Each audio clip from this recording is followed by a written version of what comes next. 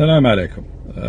طبعا احنا الآن في آخر شهر رمضان، والكل الآن شايف الالتباس اللي حاصل بين الجميع بين العيد يوم السبت، يوم الجمعة أو يوم السبت.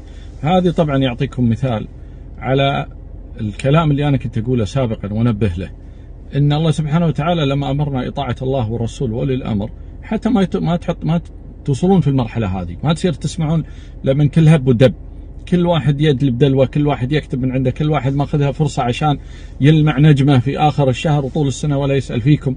فلهالسبب هذول الناس الواحد ما يلتفت لهم. عندكم ولاة الأمر، هم عندهم القرار. الآن ولاة الأمر إن آمروا، إن ثبتت الرؤية فأكملنا، أقول فدخلنا غرة الشهر وعيدنا يوم الخميس يوم الجمعة. ما أثبتت الرؤية واضطرينا نصوم يوم السبت، كسبنا ليلة وتر ولا فيها أي شيء من الزعل. فما في داعي الناس تكبر الموضوع وتقول شوف لا هذا كلامهم غلط، هذا فعلهم غلط.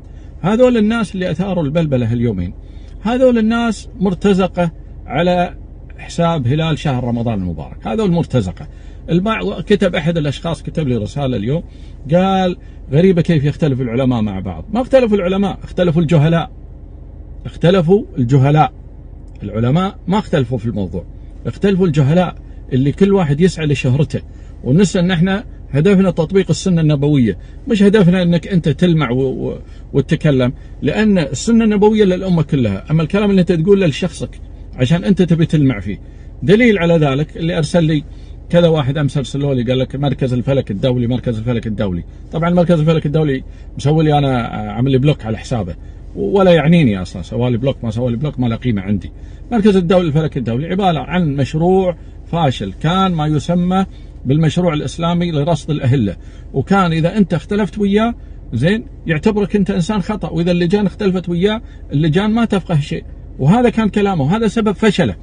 بدليل انظر الى رسالته الحاليه اللي الان حطها امس ونشرها. شو يقول فيها؟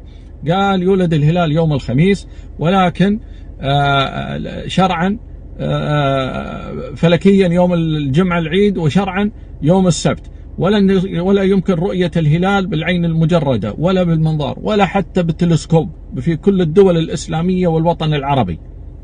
لاحظ، ويرجع عقب شي يقول ولكن من الممكن رؤيته بالتلسكوب عن طريق شخص محترف.